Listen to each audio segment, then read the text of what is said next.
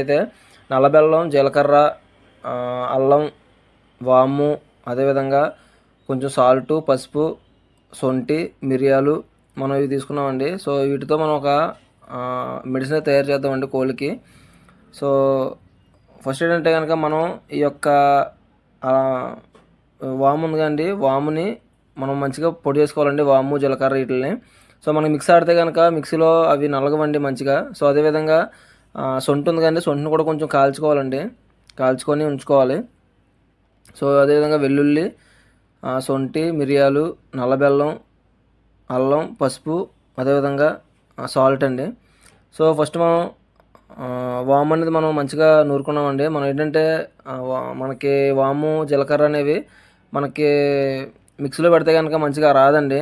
So మనం సంటికాల మీద మంచిగా మెత్తగా పొడిలా చేసుకోవాలండి.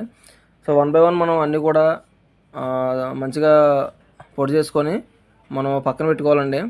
పక్కన పెట్టుకొని మొత్తం లాస్ట్లో కలిపి ఒక లడ్డులా తయారు చేసుకోవాలి. సో మనకైతే మనకు చివరిలో వీడియో చివరిలో కనిపిస్తుంది, మీకు క్లియర్గా చూడొచ్చండి.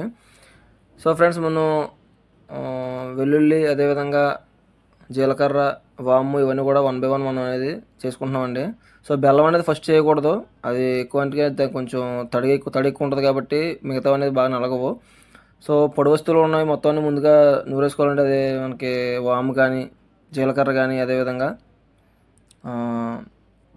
శొంఠి ఇలాంటివి ఏమైనా ఉంటే కనుక ముందే మనం చేసుకొని తర్వాత లాస్ట్లో బెల్లం అనేది మనం నూరుకోవాలండి. మీరు చూడొచ్చు క్లియర్ కట్గా. సో ఈ యొక్క మెడిసిన్ అనేది కోళ్ళకి డైజెస్టివ్ సిస్టమ్ బాగుంటుందండి, అరుగుదల బాగుంటుంది, మంచిగా యాక్టివ్గా ఉంటాయి. అదేవిధంగా హ్యూమిడిటీ పవర్ పెరుగుతుందండి, హ్యూమిడిటీ పవర్ పెరుగుతుంది. వాతావలు రావండి, కోళ్ళకి వాతావలు వస్తాయి కదా. సో వాతావలకి హ్యూమిడిటీ పవర్ పెంచుకోవడానికి, అదేవిధంగా మంచిగా తిరగడానికి, మంచిగా ఆకలి పుట్టడం కూడా పనిచేస్తుందండి. సో ఈ యొక్క లడ్డుని అయితే మీరు సహజంగా ఇంట్లో తయారు చేసుకొని మనం స్టోర్ చేసుకోవచ్చండి. ఈ యొక్క లడ్డుని మనం చేసుకొని ఫ్రిడ్జ్లో ఎన్ని రోజులైనా సరే స్టోర్ చేసుకోవచ్చు, పాడవుతుంది అది. సో మనమైతే వీడియో చేసి చూపించడం కోసం మనం తక్కువ వస్తువులు వేసి మనం చేయడం జరిగిందండి. మీరు ఒకవేళ ఎక్కువ వేసుకుంటే కనుక మీరు ఎక్కువ కోళ్ళకి వాడేలాగా ఉంటే వాటి తగ్గ ఐటమ్స్ తీసుకొని చేసుకోవచ్చు.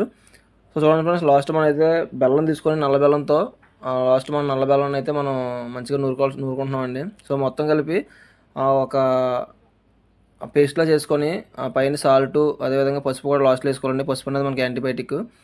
సో మొత్తం కూడా మనం మిక్స్ చేసుకొని మంచిగా మిక్స్ చేసుకొని ఉంచుకోవాలండి.